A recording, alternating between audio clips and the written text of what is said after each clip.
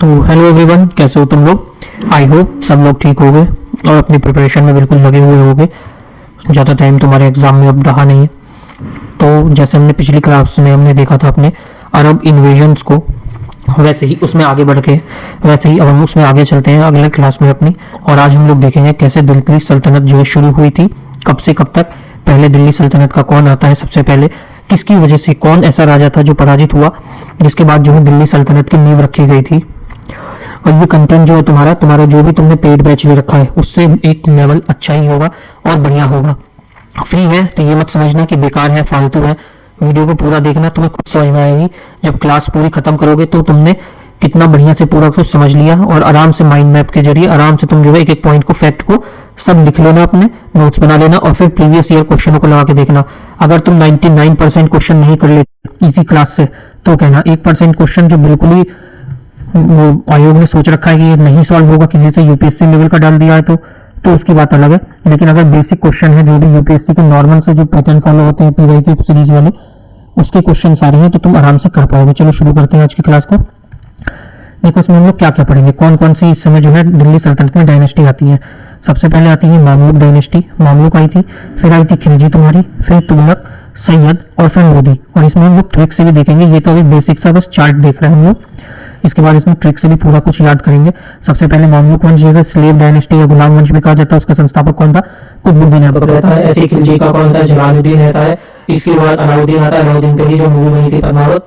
फिर आता है गयासुद्दीन, ये जलालुद्दीन जो इसका चाचा था और इसका ससुर भी था, इसकी बेटी से ही जलालुद्दीन की अलाउद्दीन खिलजी ने शादी करी थी। गयासुद्दीन तुगलक आता है, फिर तुगलक का, फिर सैयद डायनेस्टी में खिलजी का आता है जो इंपॉर्टेंट है इसमें, और फिर लोधी डायनेस्टी में बहलोल लोधी ने जो है शुरुआत करी थी। पूरा चार्ट एक बार तुम लोग देख लेना। जैसे ऐबक आता है, ऐबक के बाद इल्तुतमिश आता है, इसके बाद आराम शाह आता है, वो नहीं है, फिर रजिया सुल्तान आती है। ऐसे इसमें मतलब बीच बीच में से इंपॉर्टेंट जो मुझे लिखा वो मैंने लगा दिया। चलो आज शुरू करते हैं पहली क्लास को अपनी, कि दिल्ली सल्तनत का उदय कैसे होता है, दिल्ली सल्तनत का जो उदय हुआ था कैसे हुआ था। चलो शुरू करो। देखो 1206 से लेकर 1526, 1206 से 1526 ईस्वी तक के बीच में जो भी उत्तर भारत के बड़े हिस्से पर शासन करने वाले शासक थे उनको सुल्तान कहा जाता था। और जो दिल्ली पे शासन करता था और जो उनके शासन था, उनके शासन का जो काल था उसे क्या कहा जाता था, दिल्ली सल्तनत कहा जाता था। समझे। जो भी 1206 से लेकर 1256 तक इन लोगों ने जो है टोटल शासन किया था, उसी में जो शासक थे उस समय के, उनको किस नाम से बुलाया जाता था, उनको क्या नाम से, सुल्तान के नाम से। और उनके जो शासन का जो काल था, वो जो पीरियड था, उसे क्या कहा गया, दिल्ली सल्तनत कहा गया। ठीक, ये जो शासक थे सारे, ये सब या तो तुर्क थे या अफगान मुल्क के थे। और इन्होंने जो है उत्तर भारत में भारतीय शासक राजवंशों को, मुख्य रूप से जो भी राजपूत है, इन सब लोगों को हराकर अपना शासन जो है स्थापित किया था। जैसे तराई का युद्ध हो गया, और तराई का सेकंड युद्ध में हार गए थे हमारे पृथ्वीराज चौहान। तो उसके बाद जो है मुगल की वो हो गई थी, स्टैब्लिश हुई थी, स्थापना करी थी मुगल, इन सब ने दिल्ली सुल्तान लोगों ने, मुगल ने, सुल्तान ने। ऐसी आक्रमणकारी जो था मोहम्मद गौरी ने 1791 में पहला युद्ध लड़ा था तराई का, उसमें पृथ्वीराज चौहान जी ने उसे हरा दिया था और उसे जिंदा छोड़ दिया था। यही सबसे बड़ी गलती हुई थी, क्योंकि उसके अगले साल ही 1792 में इसने तराई का दूसरा युद्ध लड़ा और इसमें जो है पृथ्वीराज चौहान जी को हरा दिया जयचंद की मदद लेके। तुमने लास्ट क्लास में अगर करी होगी तो तुम्हें पता होगा, देखा होगा, जयचंद की इसने मदद ली थी मोहम्मद गौरी ने, और पृथ्वीराज चौहान जी को हरा दिया और अपना शासन जो है दिल्ली सल्तनत की नींव रखी थी इसने। कौन सा युद्ध हुआ था इन लोगों के बीच में, तराई का युद्ध हुई थी।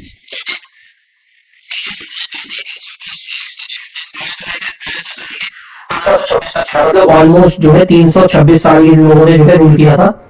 और ये सभी 300 वर्षों की, लगभग 300 वर्षों की अवधि के दौरान इन्होंने यहाँ पे जो है टोटल 5 राजवंश हैं जिन्होंने दिल्ली पर राज किया था, शासन किया था। और इन सभी राजवंशों के समूह के रूप को ही दिल्ली सल्तनत के रूप से जाना जाता है। मतलब इन सभी को जो कंबाइंड फोर्सेज है, कंबाइंडली जो है दिल्ली सल्तनत कहा जाता है। और अलग अलग जो है टोटल 5 राजवंश थे जिसने यहाँ पे क्या किया था, रूल किया था। कौन कौन से थे अब वो भी देख लो, फिर उसके बाद इसको ट्रिक से जो हम लोग याद करेंगे। सबसे पहले आता है मामलुक वंश, जिसे हम गुलाम वंश भी कहते हैं। कब से रहता है, 1206 से लेकर 1290 तक रहता है। फिर आता है तुम्हारा खिलजी वंश 1290 से 1320 तक। फिर आता है तुगलक वंश 1320 से लेकर 1412 तक। फिर सैयद वंश 1412 से लेकर 1451 तक। उसके बाद आता है तुम्हारा लोधी वंश 1451 से लेकर 1526 तक। अब इसकी ट्रिक देख लो याद करने की, कैसे सीक्वेंस से याद रहेगा तुम्हें। चलो इसकी ट्रिक पहले लिख लेते हैं हम लोग, फिर मैं बताता हूँ। गुलाब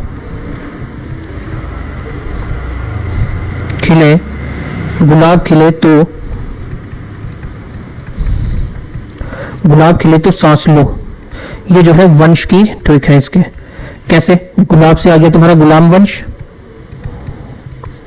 खिले से हो गया तुम्हारा खिलजी वंश, तो से हो गया तुम्हारा तुगलक वंश, तुगलक वंश, सास से हो गया तुम्हारा सैयद वंश, और लो से हो गया तुम्हारा लोधी वंश। ये इनके वंशों का सीक्वेंस हो गया। पहले गुलाम आते हैं, फिर खिलजी, फिर तुगलक, फिर सैयद और फिर लोधी। और जिसको जो है ये इनिशियल से याद करना है तो वैसे कर सकते हैं, गुलाम, खिलजी, तुगलक, सैयद, लोधी। GK TSL। नहीं तो इसको जिसको ट्रिक से करना है ऐसे तो वो भी कर सकता है कि गुलाम खिले, जब गुलाब खिलता है तो सांस लो तो कितना अच्छा लगता है, खुशबू अंदर जाती है ना बढ़िया सी, ऐसे ही होता है। ये याद हो जाएगा, गुलाब खिले तो सांस लो, गुलाब से हो गया गुलाम वंश, खिले से हो गया खिलजी वंश, सांस से हो गया हमारा सैयद, ये तो से हो गया तुगलक वंश, सांस से हो गया सैयद वंश, लो से हो गया लोधी वंश। अब इनके जो है संस्थापकों को देख लो। गुलाम वंश का संस्थापक कौन था? ऐबक। तो ये लिखेंगे ऐबक जल, ऐबक जल गया,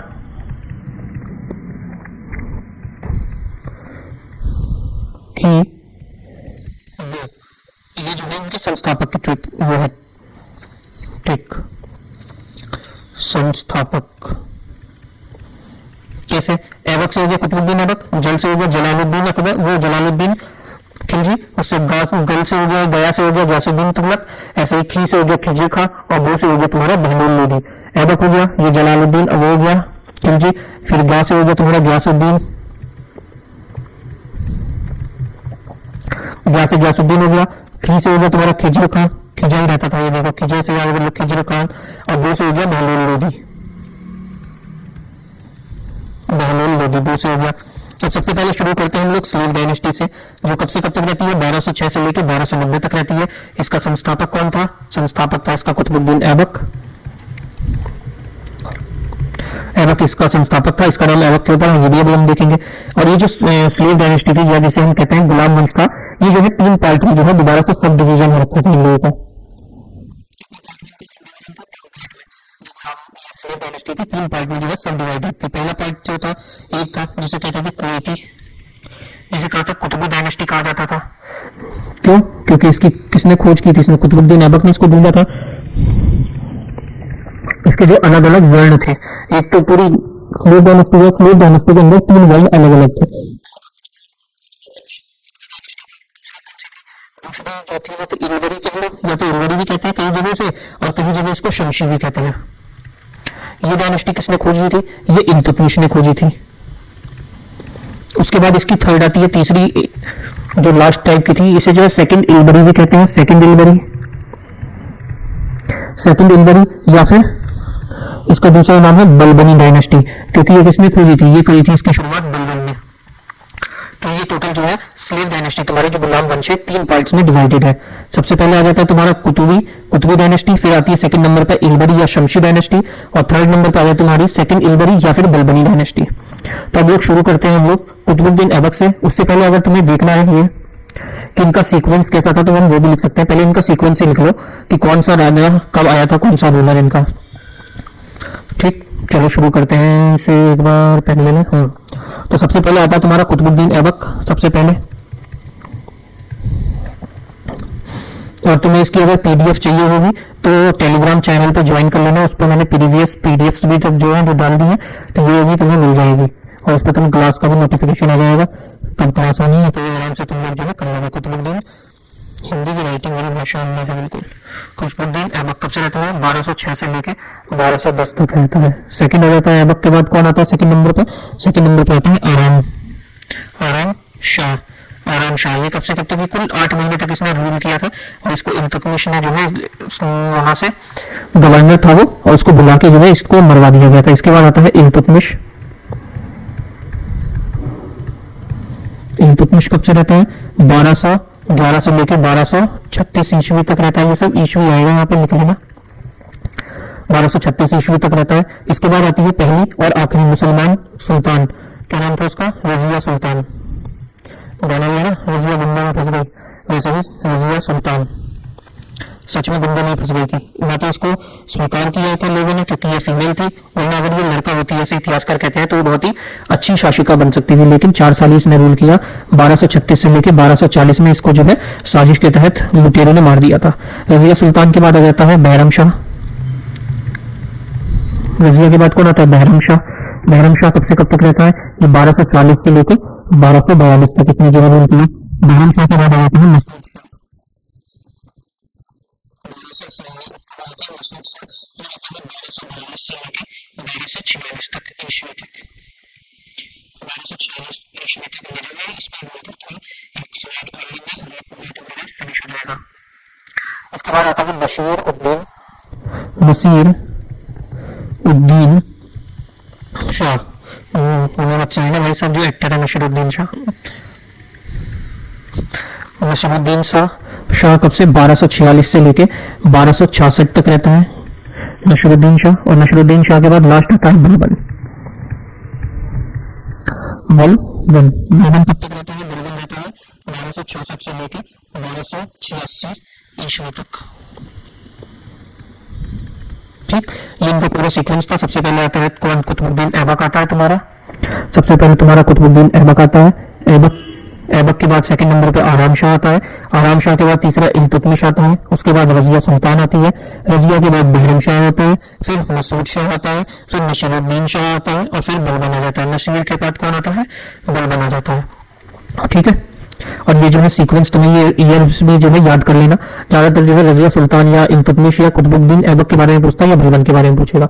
बाकी लोगों को इतना ज्यादा इंपॉर्टेंट है नहीं, तो तुम्हें ज्यादा इसके लिए टेंशन लेने की बात भी नहीं है।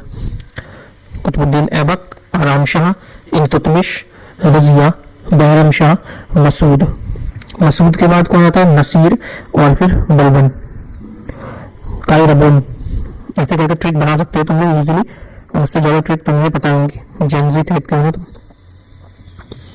तो हम लोग शुरू करते हैं। सबसे पहले अपना कुतुबुद्दीन ऐबक को, हमारा क्या होता जिसका भी था 1206 से लेके 1210 तक इसने रूल किया। इसकी मृत्यु 1210 में हो जाती है। क्या कर रहा था उस समय? चौगान खेल रहा था, पोलो खेलते खेलते मर गया। क्या जाके ऊपर बोला हुआ, खेल खेल में मार दिया और खेल खेल में मर गया। कितनी मजाक होती होगी बेचारे के ऊपर। तो अब हम लोग देखेंगे ऐबक को कि इसका नाम ऐबक का मतलब क्या है। ये जो ऐबक शब्द है इसका मतलब होता है चंद्रमा का देवता। क्या नाम मतलब होता है इसका? उसका मतलब होता है चंद्रमा का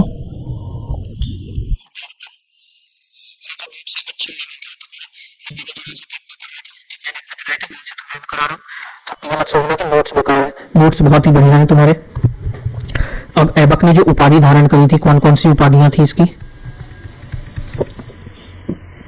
सबसे पहले इसकी उपाधि देखो, हातिम की इसने उपाधि ली थी। हातिम की उपाधि क्यों ली थी? क्योंकि गरीबों की मदद करता था,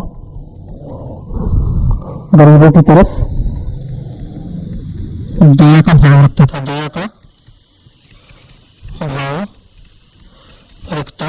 का भाव रखता था गरीबों की तरफ। इसलिए इसका नाम जो है दूसरा क्या पड़ा था? हातिम नाम था। हातिम के बाद इसने दूसरी उपाधि किसकी ली थी? अगर ऐसे नहीं तो एक स्लाइड लेके कर सकते हैं हम लोग। ऐसे देखो, कैसे? बिल्कुल ऐसे।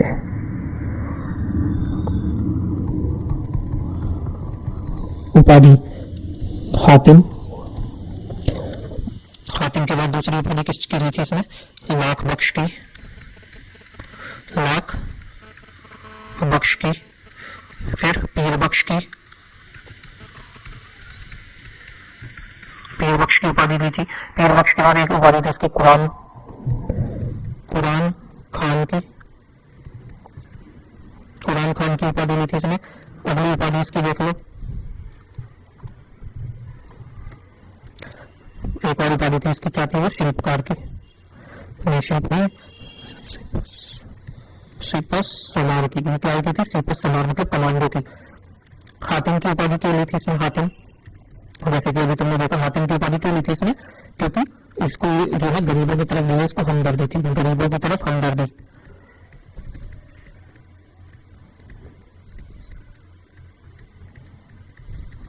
ऐसे ही लाख बख्श की क्या ली थी? क्योंकि लाखों रुपए ही लुटाता था, दान करता था, लाखों का दान करता था,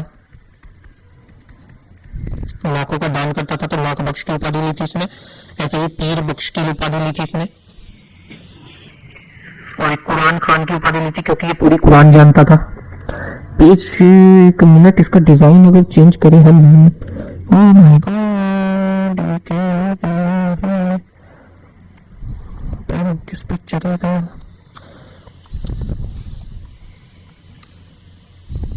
ये सही है। इस पर रेड भी चल जाएगा और व्हाइट भी बढ़िया चलेगा। कुरान खान की उपाधि ली थी क्योंकि इसको कुरान जो है याद थी पूरी। घोटाला करो। कुरान जो है इसको याद थी, कुरान याद थी इसलिए कुरान खान की उपाधि थी, और सिपह सलार की ली थी क्योंकि ये कमांडर था, इसलिए इसने सिपह सलार की उपाधि ली थी। अब यहाँ के आर्किटेक्चर के बारे में देख लेते हैं। आर्किटेक्चर में इसने क्या कराया था? सबसे पहले देखो एक बनाया था अढ़ाई दिन का झोपड़ा, जिसे पहले कहा जाता है कि वो महाविश्वविद्यालय था, लेकिन जब ये अपना जा रहा था, ट्रेवल कर रहा था, तो इसको बीच में रुकना पड़ा था, तो वहां पे ये जो है अढ़ाई दिन ही रुका था, 2.5 दिन ही रुका था, तो इसने वहां पे उसे विश्वविद्यालय को तोड़ के चोर ने इसने उसको मस्जिद बनवा दी थी, अढ़ाई दिन का झोपड़ा, और जो कि कहाँ पड़ता है? अजमेर में पड़ता है। अजमेर में अढ़ाई दिन का झोपड़ा बनवाया था। दूसरा बनवाया था कुतुबुल इस्लाम मस्जिद।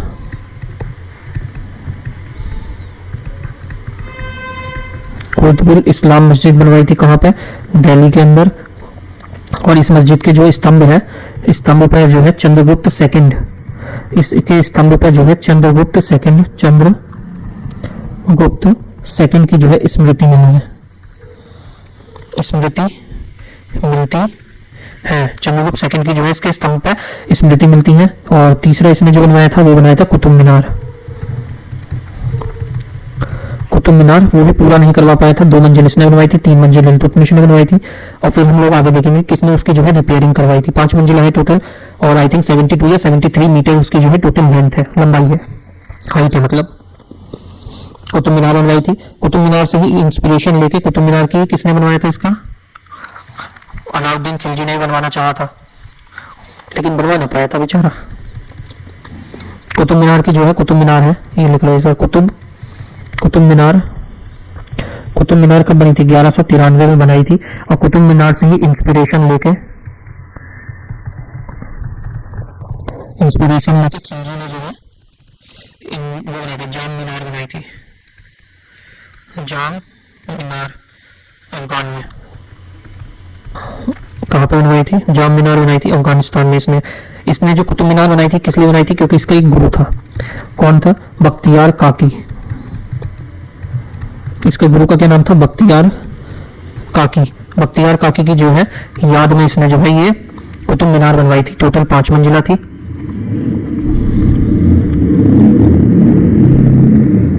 और इसने कॉइन्स में देखो, कॉइन्स सिक्कों का भी पूछता है ना, ये कॉइन्स कौन से चलाए थे? तो इसने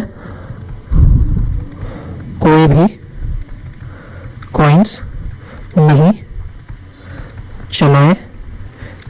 कॉइन्स नहीं चलाए थे, लेकिन इसका दामाद जो था इल्तुतमिश, उसने दो कॉइन्स चलवाए थे, एक तो जाटक और एक टका।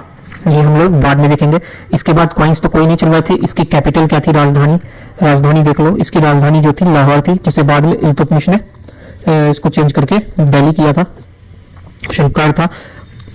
और इसने जो है अपनी घुड़सवारी, चौगान खेलते हुए मरा था ना, तो कहीं से तो सीखी होगी इसने। तो इसने जो है घुड़सवारी जो थी हमारी नहीं, इसकी घुड़सवारी और साथ में धनुर्विद्या, घुड़सवारी और धनुर्विद्या इसने किससे सीखी थी? अब्दुल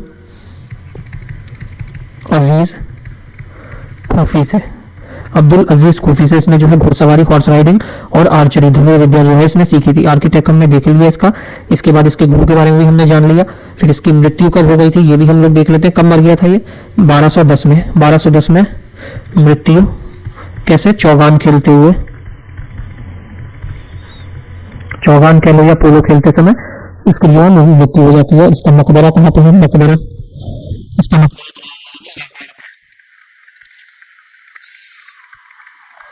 लाहौर में इसका जो है मकबरा है। चलो आगे चलते हैं। अगले पे आता है तुम्हारा, कौन आता है? एक मिनट, कुतुब मीनार तो रह गया। 5 मंजिला है ना, 1 2 3 4, 1 2 3 4 5, ये 5 मंजिला कुतुब मीनार है। तो इसमें से टोटल इसकी जो टोटल है कुतुब मीनार, इसको नीचे लिख दो कुतुब मीनार। देख रहे हो राइट, तुम्हारे भाई की ड्राइंग कतई डेंजरस ड्राइंग है। कुतुब मीनार कितनी है? 5 मंजिला है, 5 फ्लोर्स हैं इसमें, जिसमें से 5 में से ऐबक ने कितने बनवाए हैं? कुतुबुद्दीन ऐबक ने जो है 2 मंजिल बनवाई है। और इसकी जो 3 मंजिलें हैं वो किसने बनवाई है, बची हुई 3 मंजिलें वो इसके जो है दामाद और इसका स्लेव मतलब कि इसका गुलाम इल्तुतमिश ने जो है 3 मंजिलें बनवाई है इसमें। इसका रेनोवेशन किसने कराया था, रेनोवेशन इसका रेनोवेशन करवाया था किसने, फिरोज शाह तुगलक ने। फिरोज शाह तुगलक ने जो है इसका जो है दोबारा से रेनोवेशन करवाया था। क्यों, क्योंकि जब वो था मोहम्मद बिन तुगलक जब था तो उसी समय जो है कुतुब मीनार के ऊपर जो है बिजली गिर गई थी, जिसकी वजह से इस पे थोड़ी सी क्षति पहुंची थी इसको, तो इसका जो है दोबारा से रेनोवेशन करवाया गया था। वो किसने करवाया था इसका रेनोवेशन, फिरोज शाह तुगलक ने करवाया था। अगला आ गया तुम्हारा, अगला देखो कौन आता है, आराम शाह। आराम शाह आता है, इसका नाम ही आराम है, क्या ही करेगा जीवन में, सोच के देखो।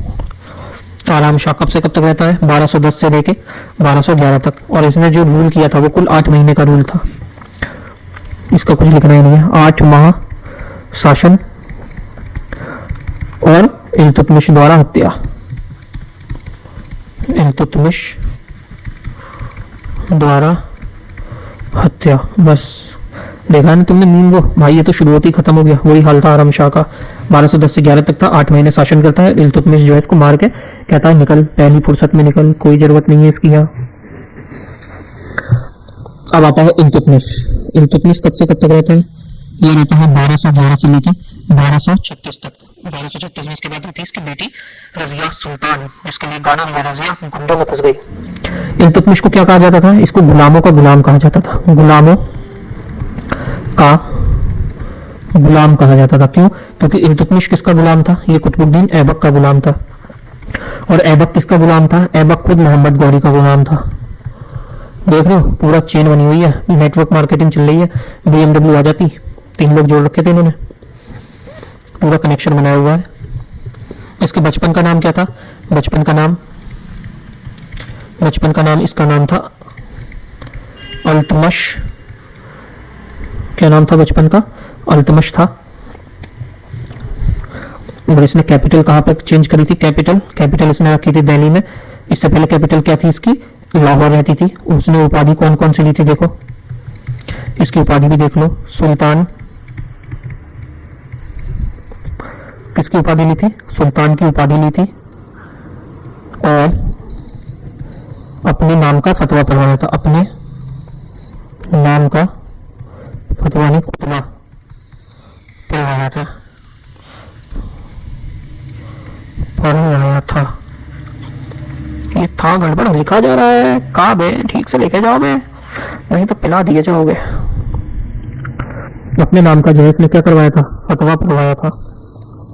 और तुम्हारी क्लास ये खत्म होने वाली है बहुत ही जल्द। उसके बाद हमारे बस में जरा सा बचा फिर हो जाएगा ठीक। तो इसके बाद इसने क्या करवाया था, देखो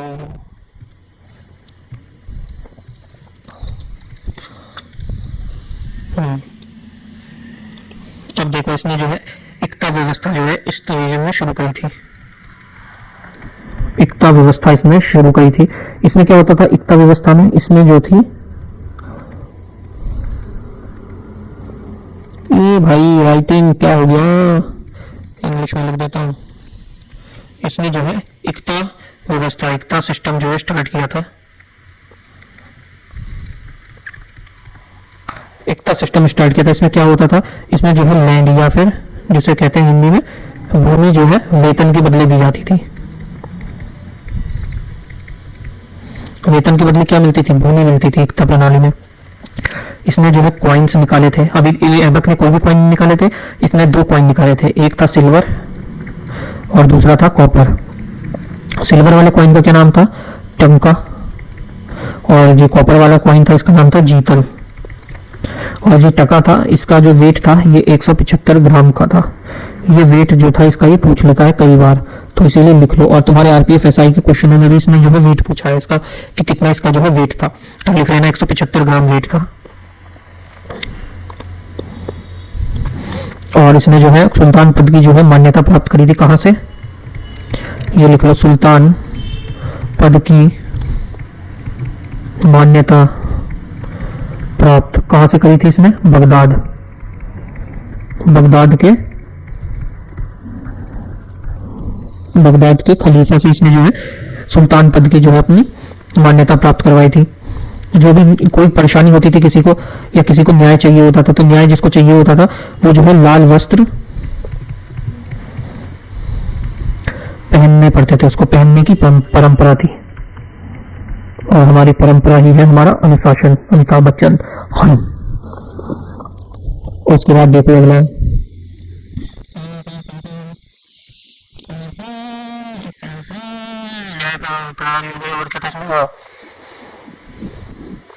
इसका बेटा जो था, क्या नाम था इसके बेटे का? नाम था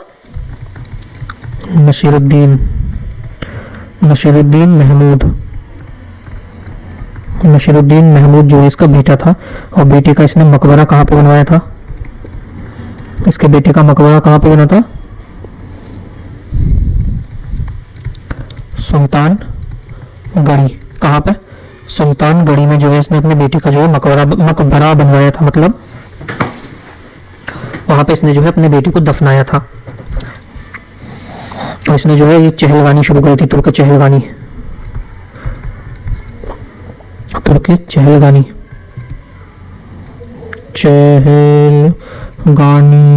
या फिर चालीसा भी कहते थे। 40 सरदारों की एक फौज शुरू करी थी इसने। इसमें जो है क्या थे? 40 तुर्क सरदार थे जो इसके कहने पे इसका काम करा करते थे।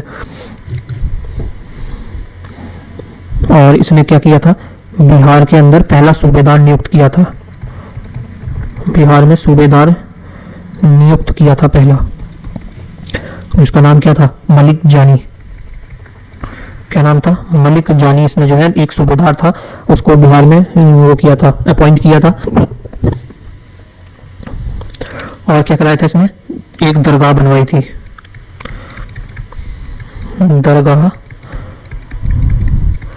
दरगाह बनाई थी। क्या नाम था उस दरगाह का? दरगाह का नाम था ख्वाजा